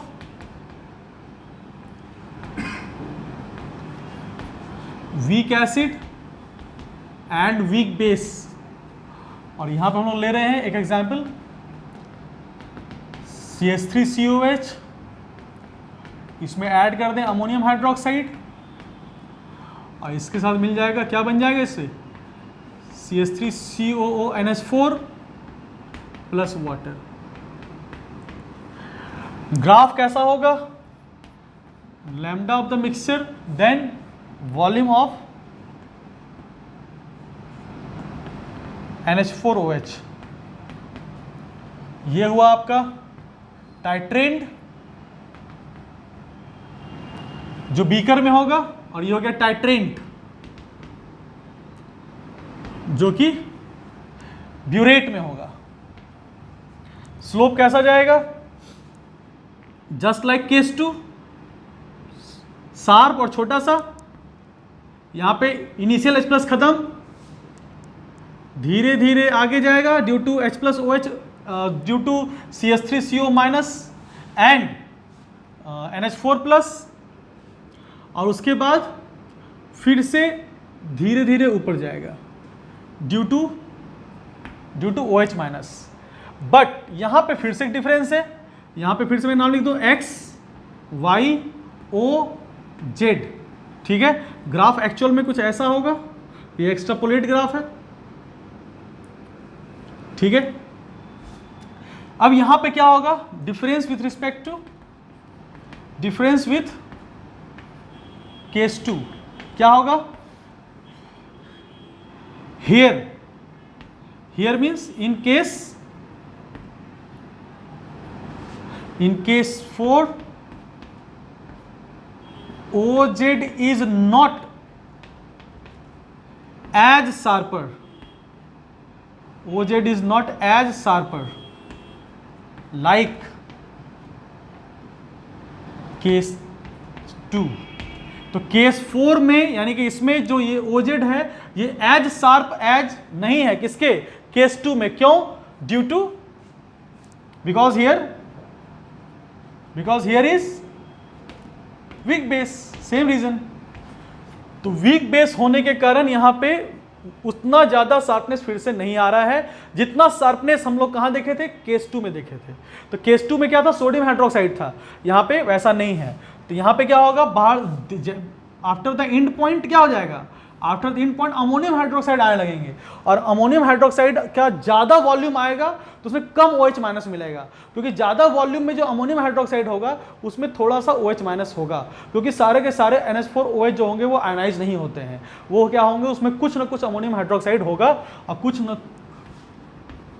ना कुछ अमोनियम हाइड्रोक्साइड रह जाएगा, क्योंकि यहाँ पे आयनाइजेशन जो होता है वो इक्विलिब्रियम में होता है। तो आप ज़्यादा से ज़्यादा NH4OH डालोगे तो थोड़ा आपको OH माइनस मिल जाएगा, इसलिए यहाँ पे sharpness is not as like case 2। तो ये रहा बात केस 4 का। तो ये देख लो ग्राफ किस इस तरह से आगे बढ़ेगा, सब कुछ सेम है, बस यहाँ पे एक डिफरेंस आ गया, सब कुछ सेम, ये सेम, यहाँ पे डिफरेंस है विथ रिस्पेक्ट टू केस 2, और यहाँ पे क्या हो रहा है, ये सेम, और यहाँ पे विथ रिस्पेक्ट टू केस 1 यहाँ पे डिफरेंस आ जाता है, ठीक है, यहाँ पे डिफरेंस आ जाता है। तो बच्चों हम लोगों ने आज क्या देखा, कंडक्टोमेट्रिक टाइट्रेशन। और कंडक्टोमेट्रिक टाइट्रेशन में हम लोगों ने देखा किस तरह से हम लोग काम करते हैं, किस तरह से हम लोग टाइट्रेशन करते हैं। 2011 में एक बड़ा अच्छा सा क्वेश्चन जो एडवांस में आया हुआ था, हम लोग उसको देखते हैं, पहले इसको लिखिए।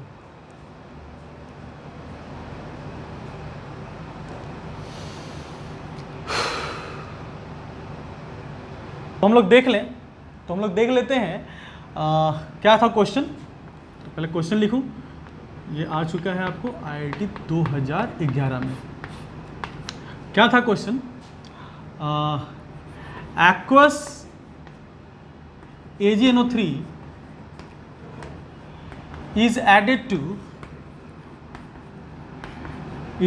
to the solution of aqueous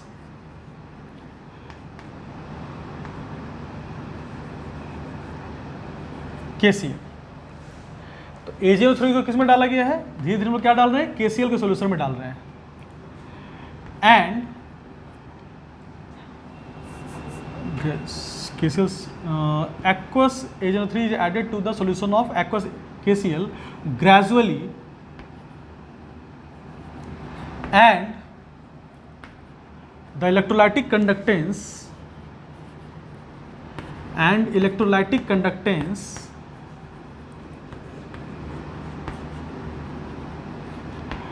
is determined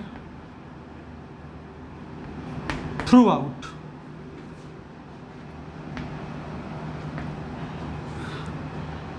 the electrolytic conductance is determined throughout,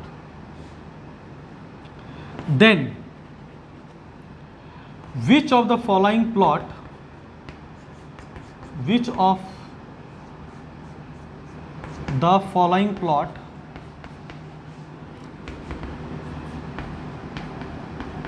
is true representation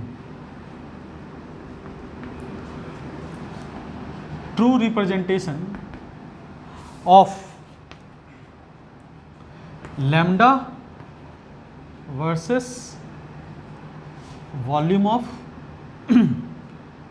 lambda versus volume. तो आप बाहर से क्या ऐड कर रहे हो, AgNO3 डाल रहे हो, तो वॉल्यूम ऑब्वियस AgNO3 होगा, ठीक है। तो यहाँ पे क्या था ग्राफ, पहला ग्राफ देख लें क्या था। तो ये जो निकालना है इलेक्ट्रोलाइटिक कंडक्टेंस, ये जो निकालना है वो मिक्सचर का निकालना है, ऑफ मिक्सचर, मिक्सचर की बात करनी है। तो पहला जो ग्राफ था वो कुछ इस तरह से था, दूसरा जो ग्राफ था वो कुछ ये लैम्डा वर्सेस भी ग्राफ था, ये भी लैम्डा वर्सेस भी ग्राफ है। इसमें जो ग्राफ बनाया हुआ था कुछ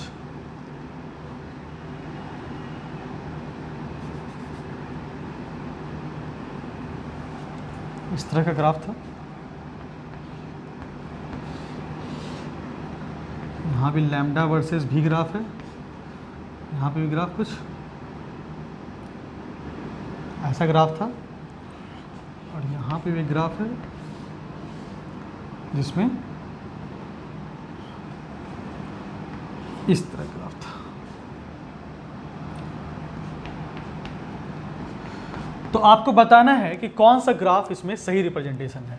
तो सबसे पहले देखा जाए कि AgNO3 को ऐड किया जा रहा है किसमें, देखो एक्वस KCl में, देखें तो AgNO3 is added to KCl। तो AgNO3 तो क्या डाला जा रहा है, इज एडेड, यानी कि ये हो गया टाइट्रेंट, टाइट्रेंट काइंड ऑफ, मैं मान सकता हूँ इसको टाइट्रेंट काइंड ऑफ है। और इसको हम लोग क्या डाल रहे हैं, बीकर में डाल रहे हैं, यानी कि काइंड ऑफ क्या बोल सकते हैं इसको हम लोग, टाइट्रेंट, ठीक है। और यहाँ से रिएक्शन हो जाएगा तो क्या बन जाएगा, AgCl और प्लस KNO3, AgCl और KNO3 हो जाएगा। अब इस AgCl को जरा ध्यान से समझिए, ये जो AgCl है ये स्पेरिंगली सॉल्युबल सॉल्ट है, स्पेरिंगली सॉल्युबल सॉल्ट, जिसके कारण यहां पे क्या होगा, precipitation takes place, precipitation takes place and remove out of solution. और क्या होगा, सॉल्यूशन से क्या हो जाएगा, बाहर चला जाएगा। ये पूरा रिएक्शन का सीन है। तो यानी कि जैसे जैसे आप KCl बाहर से क्या करो, KCl में आप बाहर से AgNO3 आप जैसे जैसे बाहर से डालते जाओगे, वैसे वैसे जो AgCl बनेगा वो धीरे धीरे सेटल कर जाएगा, सारा का सारा सेटल कर जाएगा। तो यहाँ पे हो क्या रहा है कि यहाँ पे किसी तरह का कोई भी चेंज नहीं महसूस होगा, यानी कि जितना भी KCl डालोगे वो सारा का सारा प्रेसिपिटेट करके नीचे चला जाएगा। अब फिर पहले जितना केटायन आयन था करीब करीब उतने ही केटायन आयन बाद में रह जाएंगे। देखो भाई यहाँ पे AgNO3 है ना, इससे क्या टूटेगा, Ag प्लस और NO3 माइनस, और यहाँ क्या हो जाएगा K प्लस और Cl माइनस। तो ये और ये मिलके तो चले गए बाहर, और K प्लस और NO3 माइनस क्या हो रहा है, फॉर्मेशन होने लगेगा, ठीक है। तो जैसे जैसे क्या होगा, तो शुरू में क्या होगा कि आपके पास क्या था, KCl रहा होगा। तो शुरू में आपके पास KCl रहा होगा, और जितना भी AgCl बनना होगा वो सारा का सारा प्रेसिपिटेट हो जाता है। सारा का सारा प्रेसिपिटेट हो जाने के कारण कंडक्टेंस में कोई भी फर्क AgCl के कारण नहीं पड़ेगा। No change due to the formation of AgCl। अब AgCl के कारण कोई चेंज नहीं आया, तो हो क्या रहा है, पहले कितना आयंस था, यहां देखो पहले आपके पास KCl था, पहले आपके पास क्या था, KCl था, और उसी केस पहले अब एक KCl टूट के उसके जगह पे एक KNO3 आ गया।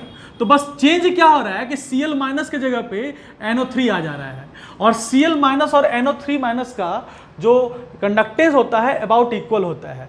तो कहते हैं कि एक तरह से हम लोग कह सकते हैं इसको कि KCl जो है वो कन्वर्ट कर रहा है KNO3 में, और NO3 माइनस और Cl माइनस का कंडक्टेंस अबाउट सेम होता है। तो हम लोग कह सकते हैं कि जब तक KCl खत्म नहीं होगा और तब जब तक हम लोग AgNO3 उसमें डालते चले जाएंगे तब तक इसके कंडक्टेंस में कोई फर्क नहीं पड़ेगा। यानी कि ग्राफ कुछ इस तरह से शुरुआत होगा, यानी कि शुरुआत में आप AgNO3 डालते जाइए और ग्राफ आगे भागते जाएगा। फिर एक ऐसा पॉइंट आएगा जिस पॉइंट पे आके आपका KCl खत्म हो जाएगा, और फिर भी आप अगर बाहर से AgNO3 डालते जाइएगा तो ग्राफ में फिर इंक्रीमेंट हो जाएगा ड्यू टू AgNO3, क्योंकि अब तो AgCl बनेगा ही नहीं, क्योंकि KCl अब है नहीं। अब फर्दर अगर AgNO3 ऊपर से डालते चले जाएंगे तो रिएक्शन क्या होगा, फॉरवर्ड आगे रिएक्शन होगा ही नहीं, और AgNO3 के कारण जो ग्राफ होगा वो फॉरवर्ड आगे जाता चला जाएगा और स्लोप ऑब्जर्व हो जाएगा। तो कहने का मतलब यहाँ से यहाँ तक क्या हुआ, जब तक KCl खत्म नहीं हुआ तब तक कोई भी चेंज ऑब्जर्व नहीं हुआ टाइट्रेशन में, किसी तरह का कोई कंडक्टोमेट्रिक टाइट्रेशन में आपको जो इलेक्ट्रोलाइटिक कंडक्टेंस की वैल्यू उसमें कोई परिवर्तन ऑब्जर्व नहीं हुआ, जिसका रीजन था AgCl का प्रेसिपिटेट हो जाना। वही वहां पर अगर कोई वैसा सॉल्ट बन जाता जो प्रेसिपिटेट नहीं होता तो फिर उसके बाद हम लोग कह सकते थे कि कंडक्टेंस यहाँ भी इंक्रीज करता है, ठीक है। लेकिन यहाँ पे ऐसा कोई सीन नहीं है, जो भी आयंस बन रहे हैं वो प्रेसिपिटेट कर रहे हैं, इसलिए जब तक KCl खत्म होगा नहीं तब तक किसी भी तरह का कोई भी इलेक्ट्रोलाइटिक कंडक्टेंस में डिफरेंस नहीं आएगा, ठीक है बच्चों। क्वेश्चन का जो आंसर हो गया बच्चों क्या हो गया, डी हो गया, है ना, क्योंकि यहाँ पे क्या बता रहा है, इनिशियली कोई चेंज नहीं हुआ और उसके बाद फिर फर्दर जब AgNO3 आने लगा, इंक्रीज होने लगा, तो कंडक्टेंस भी इंक्रीज करने लग गया। This is the option number D is the correct option. Again IIT का जो क्वेश्चन था बड़ा अच्छा क्वेश्चन था, जिसमें एसिड बेस को ना लेकर यहाँ पे क्या ले लिया गया, दो सॉल्ट को ले लिया गया और यहाँ पे जो फॉर्म किया गया एक स्पेरिंगली सॉल्युबल सॉल्ट बना दिया गया। तो फिर से तुम लोग देख रहे हो कि IIT ने एक बड़ा डिफरेंट काइंड ऑफ क्वेश्चन पूछा, एसिड बेस से बाहर निकल के तुम्हारे कॉन्सेप्ट को समझना चाहा कि आपकी जो एनालिसिस है वो कितनी अच्छी है। आप इसके अलावा कोई भी अगर एनालिसिस करते वो रॉन्ग ही होता, क्योंकि कोई भी एनालिसिस आप करेंगे तो वो गलत ही जाएगा, ठीक है। अगर आप सही अप्रोच पे चलेंगे तभी आपको ये ऑप्शन करेक्ट मिलने वाला है, ठीक है बच्चों। तो आज की क्लास में हम लोग रखते हैं इतना ही। यहाँ पे आने के बाद अपना इलेक्ट्रोलाइटिक कंडक्टेंस पूरी तरह से खत्म हो जाता है। अगले क्लास में आई थिंक प्रैक्टिस क्लास में लूँगा, इसमें 10 से 15 कुछ कॉन्फिडेंस बिल्डअप क्वेश्चन में कराऊंगा, और उसके बाद एक क्लास में और लूँगा वो बैटरी की, जो कि इलेक्ट्रोकेमिस्ट्री की आखिरी क्लास होगी। तो इस तरह से इलेक्ट्रोकेमिस्ट्री के 2 और क्लासेस बच गए। इसके अब जो अगला क्लास आने वाला है उसमें हम लोग 10 से 15 क्वेश्चन कुछ कर लेंगे, प्रैक्टिस कर लेंगे कंडक्टेंस के ऊपर। उसके बाद हम लोग बैटरी के ऊपर बात करेंगे। बैटरी से भी क्वेश्चंस आते हैं, चाहे वो बोर्ड का पेपर हो, चाहे वो जेईई का पेपर हो या फिर नीट का पेपर हो, तो बैटरी से भी क्वेश्चन आते हैं। तो बच्चों आज के लिए हम रखते हैं इतना ही, फिर मिलेंगे हम लोग अगली क्लास में क्वेश्चंस के साथ। धन्यवाद।